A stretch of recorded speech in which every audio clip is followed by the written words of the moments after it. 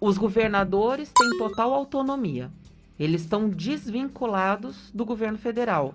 Beleza, só que a hora que dá qualquer coisa errada, porque Brasília não nos ajudou. Não deu dinheiro. Ué, mas você né? quer atuar sozinho na contramão do que está sendo determinado pelo governo federal? Loucura, então né? não vá se encostar no governo e tem federal. Tem um outro depois. aspecto que a gente vê, né? Eu falei assim sobre o Pacto Federativo.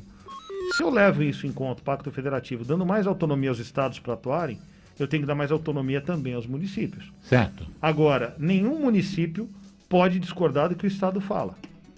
Mas o Estado pode discordar do que a União fala. Então, essa lógica ela não existe. Né? A decisão que foi tomada, a decisão que foi apresentada, é uma decisão que não segue lógica. Adriano, você falou uma coisa num outro programa que você participou, sobre os 3 poderes. 2 poderes, quem elege é o povo. E tem o terceiro poder, que seria o judiciário, que não é o povo que elege. E exatamente esse que está provavelmente aí, é uma opinião minha, não sei se eu estou certo, com todo respeito, mas é o que mais está atrapalhando a democracia, a verdadeira democracia do bem no país. Então, a minha pergunta é, hoje, quer dizer, o que o povo que luta por uma democracia do bem, numa situação como essa, pode fazer? Porque a gente está vendo deputado sendo preso. Não estou dizendo se ele está certo ou se está errado, se foi preso, se ele fez um vídeo horroroso ou não. Mas a gente está vendo que certas etapas estão sendo puladas e, pelo que eu estou vendo, a Constituição, a base da Constituição está sendo desrespeitada. Estou certo ou errado? Tá certo. Tá certo. Fique à vontade, fique à vontade. Tem uma, agora falando especificamente do STF. Sim. O meu avô dizia isso, faça o que eu falo, não faça o que eu faço. Loucura, né? Você pega os ministros do STF que têm livros publicados ou que são professores, Sim. Antes de estar lá, o discurso deles era completamente outro. Sim. O Alexandre de Moraes mesmo, sendo bem objetivo, eu estudei Direito Constitucional com o livro dele. Olha que O loucura. que está no livro dele vai na contramão do que ele está fazendo agora como ministro. Isso já não seria uma Gilmar prova? Mendes, o livro dele está falando que não pode ter prisão em segunda instância. Só depois do trânsito em julgado. O que ele faz? Prisão em segunda instância. Mas isso já não seria uma prova real de você que é advogada, ou você também, Adriano, que tem um profundo conhecimento sobre esse assunto, pergunta de leigo. Mas isso já não seria uma prova real que está tendo uma interferência direta do Supremo Tribunal Federal nas questões políticas do Brasil, uma interferência consciente e vaidosa ou não? Está. Com certeza. Com certeza. E uma das coisas que eu falo é o seguinte, existe um nome muito bonito, né, que o pessoal que defende o STF usa, né? Uhum. Que é o Estado Democrático de Direito. Estado Democrático de Direito. Vamos lá, o Estado Democrático de Direito, e vem pela própria lógica do direito, que o direito seria a normatização dos costumes, Sim. ou a normatização do desejo popular, e aí sim eu teria um verdadeiro Estado Democrático de Direito, porque o direito normatiza o que a democracia falou. Hoje a gente vive uma situação completamente distinta. Por quê? Primeiro, vamos falar em democracia. Em democracia, eu posso dar a minha opinião. Se ela não for a opinião da maioria, ela vai ser colocada de lado e a da maioria vai ser aceita. É uma forma de ver as coisas e talvez a forma mais correta.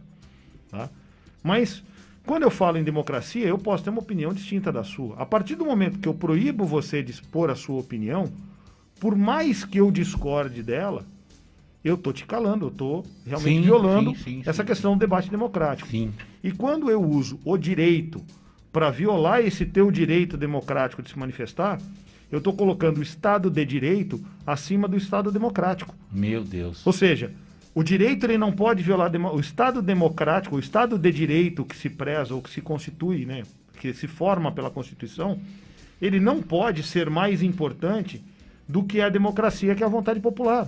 Afinal de contas, o Estado existe para quê? para atender as demandas da população, as demandas de um povo que elege democraticamente. Começa com a aberração que está acontecendo hoje. STF não investiga. Isso cabe ao Ministério Público. Isso cabe à Polícia Federal, à Polícia Civil.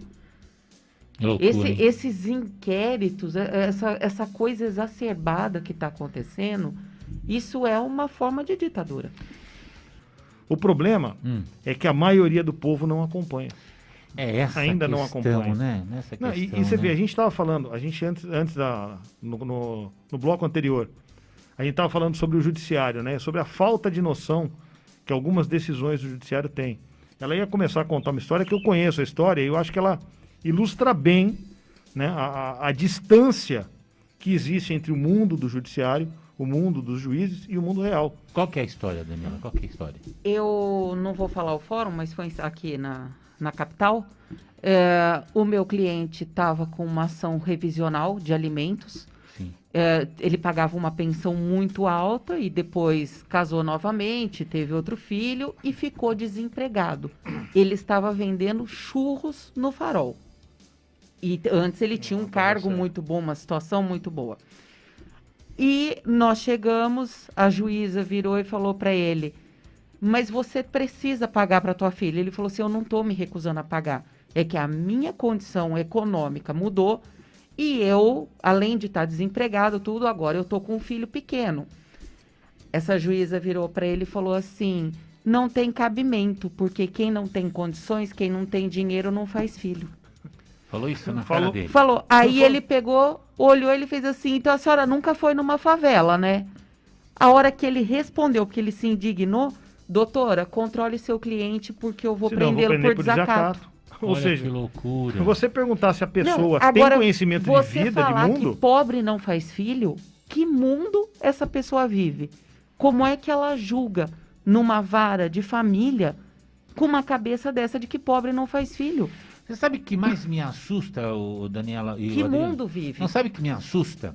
O que me assusta é o seguinte, que tudo isso, todo esse tipo de poço de vaidades, num campo de batalha, estou falando batalha mesmo, uma luta corpo a corpo, faca, espada, revólver, bomba, bazuca, na minha opinião esse pessoal tudo se acovarda, sabe? Porque quando você vai para o mundo, sabe, gente que já tem uma certa idade, olha, eu completei agora 59 anos, no mundo, acho que não sei qual foi o seriado que eu vi, ou pelo menos eu vi um comercial, o cara lá na fronteira falando assim, olha, amigos, nós estamos com um carro aqui cheio de coisa que não é para vocês olharem. Ou vocês enfrentam a gente, ou então vocês vão levar bala. E o pessoal saiu da frente e deixou o caminhão passar. A gente sabe que a realidade do mundo não é essa. Quando você vai para a rua e vem um bandido te assaltar, uma pessoa armada, não tem essa história de eu sou juiz, eu sou prefeito, eu sou governador. Aquele milionário do Pão de Açúcar, quando foi sequestrado, o Abílio Diniz. Ele falou, me lembro direitinho, ele falou, cara, foi a maior lição de humildade da minha vida. O cativeiro dele foi a 2 quadras da minha casa. Olha que loucura. Então essas pessoas parecem, sabe que eu sinto? Que essas pessoas, são desconectadas com o mundo. Elas não têm humildade. Nenhuma. Não, e isso daí é uma questão de a gente olhar a proporcionalidade. Meu Deus. Você vê, esse caso acontece num juízo, né, numa vara de família, né, uma vara de um fórum aqui de São Paulo, um fórum regional aqui em São Paulo, tá? E aqui é uma coisa local, é um negócio, vamos dizer assim, considerando em termos de Brasil, é uma coisa pequena. Que você pode identificar, imagina o resto. Quantos vão acontecendo isso cresce, que você vai somando? Não, isso cresce com vários juízes de primeira instância. Esses absurdos chegam muitas vezes numa segunda instância. Né? Alguns desembargadores que são oriundos dessa mesma classe, que pensa dessa forma. E aí a gente vai para um STJ, chega num STF e a gente vê esses absurdos. A gente vê essa desconexão com a realidade. Tá? O que a gente percebe hoje é que quem vive no mundo jurídico tem pouco conhecimento do mundo prático. Né? Então, quando eles julgam no mundo das ideias, no mundo das ideias deles. Né? Meu pai falava o seguinte, meu pai vem do povo árabe, povo libanês, ele falava assim, todo homem tem que passar 1 ano trabalhando na cozinha, lavando o prato, limpando o chão, para saber o que é bom. Porque nós, que pelo menos pela cultura do meu pai, Não tinha essa coisa de em casa você lavava o chão, limpava a casa, lavava os pratos, costurava a própria roupa, tanto que eu só fui perceber que a sociedade era diferente depois que eu cresci.